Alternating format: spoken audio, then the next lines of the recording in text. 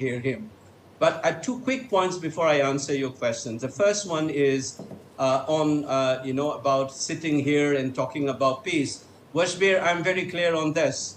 You don't expect me to join and aggravate the situation by quoting literatures, which I can do. For example, if I quote during colonial periods on forests, and Kukis are the greatest enemies of forests, as concluded by Keith in his report during the colonial period in the 30s. If I say the Kukis are the greatest enemy, it's not my words. It is a word of a forest officer assigned to do assessment of forests in the 30s in Manipur during the colonial period. If I quote this, and then many will jump that the Kukis are enemies of the forest, Britishers have said. So I don't want to aggravate. There are a lot of things one can say as academics. My job is to see whether there can be peace. Yes. And if one wants to join and then quote, and then I can cite examples after examples, don't expect academics or all of us to be warmongering and headmongers.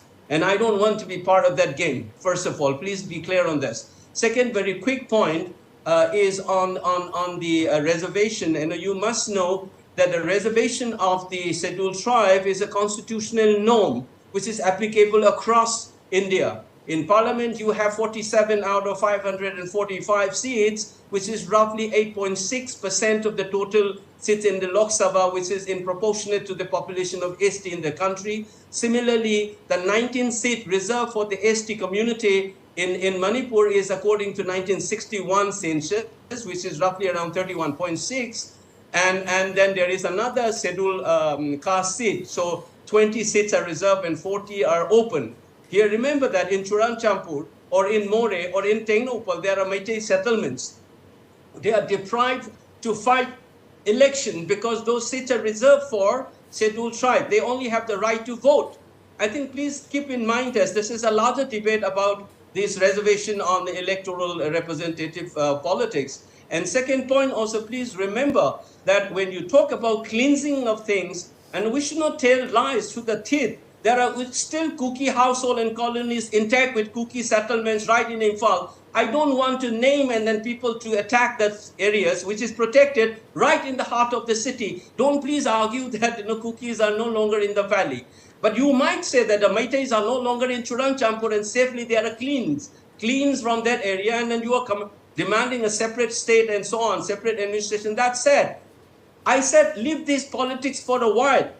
Let's see and take care of the victims on both sides. Let's talk about peace. You want to fight it out, you can take it out on the table and fight it out for your separate administrations, your autonomy. Let's talk it later on. At least at this moment, please concentrate on this. Now, last, your question on illegal immigrants. You remember that illegal immigration isn't a problem in India, particularly in the Northeast because of the porous regions, porous borders that we have. It is an issue in Mizoram as well. You know that there is a famous Pope icon in Mizoram who was born but had came to Mizoram and it became popular. He was holding an Aadhaar card and it has been issued among the Mizos. Yes.